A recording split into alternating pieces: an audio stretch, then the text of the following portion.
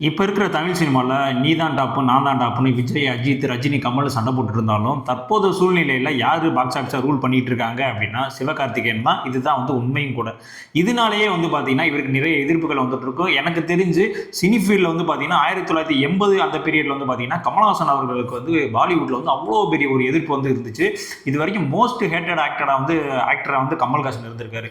ஆனா அது வேற இண்டஸ்ட்ரி. ஆனா இங்க பார்த்தீங்கன்னா, அதே தமிழ் இண்டஸ்ட்ரியில ஒரு தமிழ் நடிகருக்கு இவ்வளோ பெரிய ஒரு எதிர்ப்பு வருது அப்படின்னா அது வேற யாருக்குமே கிடையாது, சிவகார்த்திகேயன் மட்டும்தான். அப்படி ஏன்பா இப்படி எஸ்கேக்கு இவ்வளோ தூரம் ஒரு வெறுப்பு வருது அப்படின்னு கேட்டிங்கன்னா, அவர் படம் நடிகை பார்த்தீங்கன்னா ஒரு 13 வருஷம் தான் ஆகுது. ஆனால் இந்த 13 வருஷத்துலேயே பார்த்தீங்கன்னா டாப் 2 பொசிஷனில் அவர் நின்றுட்டாரு. அவர் கூட நடித்த ஜெயம் ரவி, விமல் இவங்களாம் இன்னும் பார்த்தீங்கன்னா இன்னுமே ஒரு பொசிஷனுக்கு வர முடியல. இவனப்பா அதுக்குள்ளேயே வந்துட்டான் அப்படின்ற மாதிரியான ஒரு காண்டு மற்ற எல்லா ரசிகர்களுக்குமே இருக்குது. இது நம்ம ஏற்றுக்கிட்டு தான் ஆகணும். ஏன்னா அவருடைய நடித்த படங்கள் பார்த்தீங்கன்னா வெறும் ஒரு 22 படம் தான் நடிச்சிருக்காரு. மொத்தமே 22 தான் நடிச்சிருக்காரு இந்த 13 வருஷத்தில். அதில் ஒரு படம் பார்த்தீங்கன்னா தனுஷ் கூட ஒரு கேமியோ மாதிரி தான் ஒரு காமெடி ரோல் மாதிரி பண்ணியிருப்பாப்புல 3 படத்தில். ஸோ அந்த படத்தை இல்லை நம்ம தவிர்த்துட்டோம் அப்படின்னாலும் ஒரு 21 படம் தான். இந்த 21 படத்தில் 17 படம் அவர் ஹிட் ஆயிருக்கு. 4 படம் மட்டும் தான் அவருக்கு ஃப்ளாப் ஆயிருக்கு. அது உங்களுக்கு தெரியும், இந்த பிரின்ச்சு, மிஸ்டர் லோக்கர் அந்த மாதிரியான படங்கள். மற்ற நீங்கள் ஃப்ளாப்னு சொல்லக்கூடிய படங்களாக இருந்தாலுமே கூட அது ஓரளவுக்கு நார்மலாக ஓடி டிஸ்ட்ரிபியூட்டருக்கே ஒரு லாபம் தரக்கூடிய படமாக தான் எஸ்கேனுடைய படம் இருந்திருக்கு. இப்ப இருக்கிற காலகட்டத்தில் ஒரு பந்தயம் கட்டினா இந்த குதிரை ஜெயிக்கும் அப்படின்னா யார் இருக்கா அப்படின்னா கண்டிப்பா எஸ்கே மட்டும்தான். ஏன் அப்படின்னா இவருடைய வளர்ச்சியினுடைய ஆரம்ப காலகட்டத்தில் யார் சப்போர்ட்டிவா இருந்தாங்க அப்படின்னா தனுஷ் அவர்கள் ரொம்ப சப்போர்ட்டிவா இருந்தாரு அப்படின்ற தாட் எல்லாத்துக்குமே தெரியும். அது யாரும் மறுக்கவே இல்லை. ஆனா இந்த 3 படம் நடக்கிறதுக்கு முன்னாடியே பாத்தீங்கன்னா ஒரு மெரினா அந்த மாதிரியான படங்கள்லாம் நடிக்க ஆரம்பிச்சிட்டாரு. ஸோ இவர் மூலியமா வந்தாரு அப்படின்ற மாதிரியான தாட் தவறு தான். அவர் அந்த காலகட்டத்தில் அவர் தன்னுடைய சக நடிகரை ஊக்குவிச்சு மேலே கொண்டு வந்தாரு சொல்லலாம். ஏன்னா அதுதான் உண்மையும் கூட. ஆனால் அந்த மாதிரி விஷயங்கள் நம்ம தமிழ் சினிமாவில் மட்டும்தான் நடக்கும். இதுவே நீங்கள் பாலிவுட் அந்த சைட்லாம் போயிருந்தீங்க அப்படின்னா கூட சக நடிகரெல்லாம் வளர்த்து கொண்டு வரணும் அளவுக்கு யாருமே யோசிக்க மாட்டாங்க. பட் தனுஷ் பார்த்தீங்கன்னா அந்த காலகட்டத்தில் 2013, 12 காலகட்டத்தில் அவருமே ஒரு பெரிய ஸ்டார்லாம் கிடையாது. அவருமே ஒரு ரைசிங் ஸ்டார், ஒரு வளர்ந்து வரக்கூடிய நடிகர் தான். ஸோ அந்த காலகட்டத்தில் இன்னொரு நடிகரை ஊக்குவிச்சு மேலே கொண்டு வரல. ஸோ அந்த ஒரு விஷயத்துக்கு தனுஷை கண்டிப்பாக நம்ம பாராட்டணும். ஆனால் சிவகார்த்திகேயன் மேலே வந்ததே தனுஷ்னால தான் அப்படின்ற மாதிரியான ஒரு தாட் வேற போயிட்டு இருக்குல்ல. ஸோ அந்த தாட் தப்பான விஷயம். இப்போ விஜயே எஸ்ஏசினால தான் இவ்வளோ பெரிய ஸ்டார் ஆனார் அப்படின்னு சொன்னால் யாரும் ஏற்றுப்பீங்களா? கண்டிப்பாக ஏற்றுக்க மாட்டோம். ஸோ ஆரம்ப காலத்துல அவர் சப்போர்ட்டிவாக உள்ளே கொண்டு வந்தார். ஆனால் அதுக்கப்புறம் அவருடைய உழைப்பு மூலியமாக தான் விஜய் அவர்கள் இந்த லெவலுக்கு வந்திருக்காருன்றதான் உண்மை.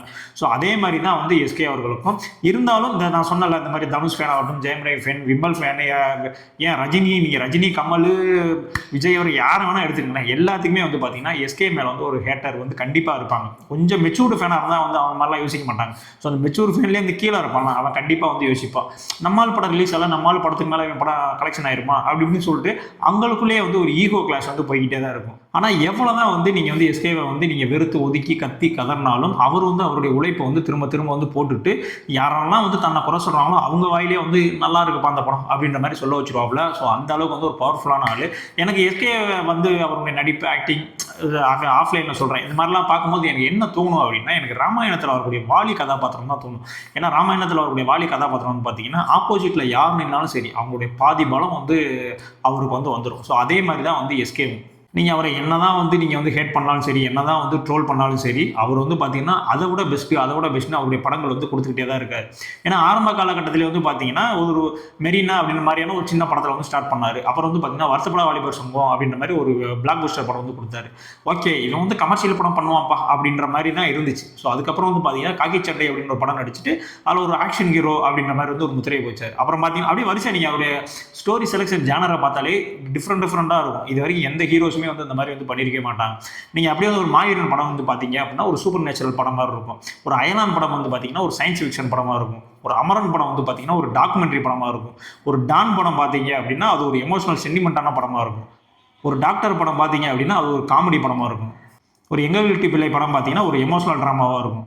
ஒரு வேலைக்காரன் படம் பார்த்தீங்கன்னா சமூகத்துக்கு ஒரு சில விஷயங்கள் சொல்லக்கூடிய ஒரு சமூகம் சார்ந்த படமாக இருக்கும். இப்போ நீங்கள் மதராசி பார்த்தீங்கன்னா ஒரு பக்கா ஆக்ஷன், ஒரு மாஸ் ஹீரோவான படமாக இருக்கும்.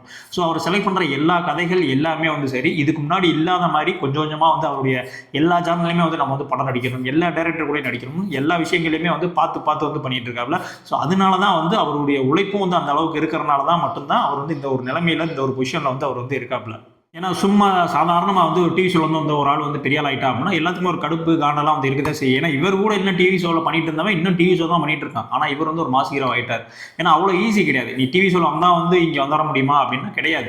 நீ டிவி ஷோலேயே வந்தாலும் முகம் வந்து பரிச்சயமான எல்லாத்துக்கும் வந்து தெரியணும். இப்படி ஒருத்தர் இருக்கான், இப்படி ஒருத்தர் வந்து கம்பேர் பண்ணிட்டு இருக்கான் அப்படின்றது தெரியணும். ஒரு நல்ல டிஆர்பி இருக்கிற ஒரு ஷோவில் வந்து நீ வந்து பங்கு பெறணும். ஸோ அப்போ தான் வந்து உங்களுடைய ஃபேஸ் வந்து வெளியே தெரியும். அதுக்கப்புறம் தான் வந்து உங்களுக்கு சின்ன சின்ன ரோல்ஸ் வரும். அதுக்கப்புறம் தான் நீ ஹீரோவை நடிப்பேன்.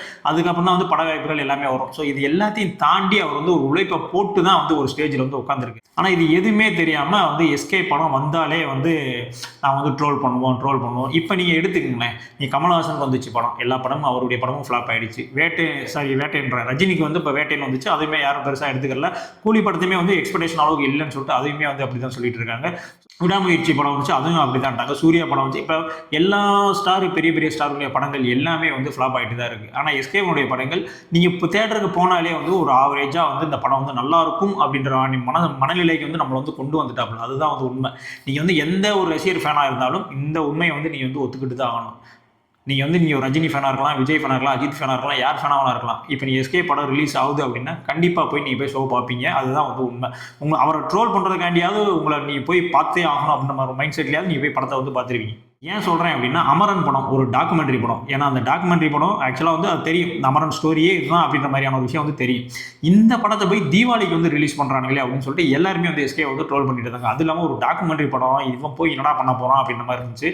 ஆக்சுவலாக வந்து படம் முடிஞ்சு வந்த பிறகு அந்த உண்மையிலேயே அந்த ஆர்மி மேன் மாதிரியே வந்து எஸ்கே வந்து நினச்சிட்டாங்க. ஏன்னா அந்த அளவுக்கு வந்து அவருடைய பெர்ஃபார்மன்ஸ் ஆக்டிங் வந்து அந்த படத்தில் வந்து இருந்துச்சு. அது மட்டும் கிடையாது, முதல் முறையாக ஒரு டாக்குமெண்ட்ரி படம் இவ்வளோ எப்படி சொல்கிறது, ஒரு ஃபேமிலி ஆடியன்ஸ் மூலமாக இவ்வளோ தூரம் கொண்டாடப்படுது இது வரைக்கும் கிடையவே கிடையாது. நீங்கள் இந்த டாக்குமெண்ட்ரி படம் நிறைய எவ்வளவோ வந்து வந்திருக்கு, எல்லாத்தையும் நீங்கள் எடுத்து பாருங்க. ஃபேமிலி ஆடியன்ஸ் லைக் பண்ணியிருப்பாங்கன்னா கண்டிப்பாக பண்ணியிருக்க மாட்டாங்க. ஆனால் இந்த படத்தை வந்து ஃபேமிலி ஆடியன்ஸ் வந்து கொண்டாடினாங்க. 300 கோடிக்கு மேலே கலெக்ஷன் ஆச்சு. அதெல்லாம் வந்து சாதாரணமான விஷயம் கிடையாது. ஒரு கமர்ஷியல் படத்துக்கு ஃபேமிலி ஆடியன்ஸ் வந்து உட்காந்து பார்க்குறதுக்கும் ஒரு டாக்குமெண்ட்ரியான ஒரு படத்துக்கு வந்து உட்காந்து பார்க்குறதுக்குமான வித்தியாசங்கள் வந்து நிறையா இருக்குது. ஸோ அந்த விஷயத்தை வந்து இந்த மனுஷன் வந்து பண்ணி காமிச்சான். எவன் ட்ரோல் பண்ணானோ அதெல்லாம் வந்து தீபாவளி முடிஞ்சு 2 நாளுக்கு அப்புறம் கலெக்ஷன் வந்து பிச்சிருச்சு. எவன் வாயை திறந்தானோ எல்லாருமே வந்து வாயை மூடிட்டு இருந்தாங்க.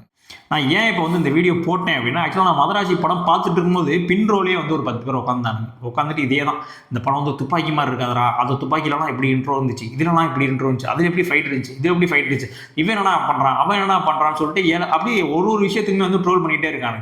அது எதுக்கு பண்ணுறானுங்க, என்ன பண்ணுறானுங்கன்னு ஒன்றுமே தெரியல. கேட்டால் நான் வந்து இல்லை, அவர் எடுத்த துப்பாக்கி படம் பார்த்திங்களா, அது எப்படி இருக்கும் அப்படி, துப்பாக்கி எடுத்தவரே தான் இதுவும் எடுத்திருக்காரு. அவர் வந்து வேற படம் எடுத்திருக்காரு. நீ வந்து துப்பாக்கி படம் மாதிரியான துப்பாக்கியை வந்து காப்பி பண்ணி அதே மாதிரி இன்னொரு படம்லாம் எடுக்க முடியாது. கொஞ்சம் கூட வந்து அந்த ஒரு மெச்சூர் இல்லாம இது இப்படி இருக்குமா, அது அப்படி இருக்குமா.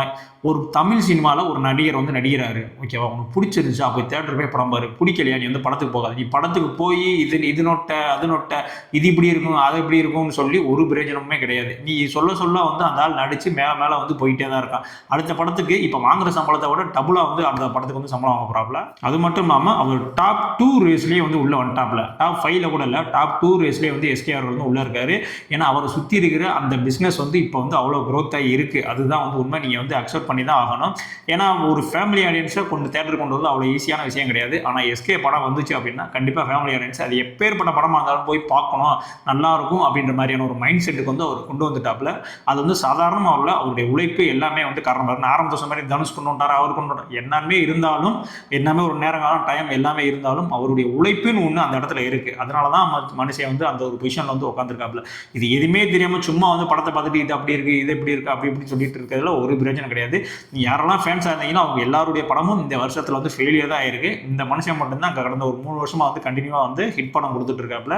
அதை மட்டும் மறக்க வேணாம். இவ்வளோ சப்போர்ட் பண்ணி பேசுகிறேன், நீ வந்து எஸ்கே ஃபேனா அப்படின்னு கேட்டால் நான் எஸ்கே ஃபேன்லாம் கிடையாதுங்க. நான் ஒரு சினிமா ஃபேன். நான் எந்த படம் வந்தாலுமே போய் தேட்டரில் போய் பார்ப்பேன் நான். ஓகேவா? இந்த வீடியோ உங்களுக்கு கிளியர் கட்டாக புரிஞ்சிருக்கும்னு நினைக்கிறேன். ஸோ ஓகே, இதே மாதிரியான அடுத்த ஒரு வீடியோ வந்து சந்திக்கிறேன். பை.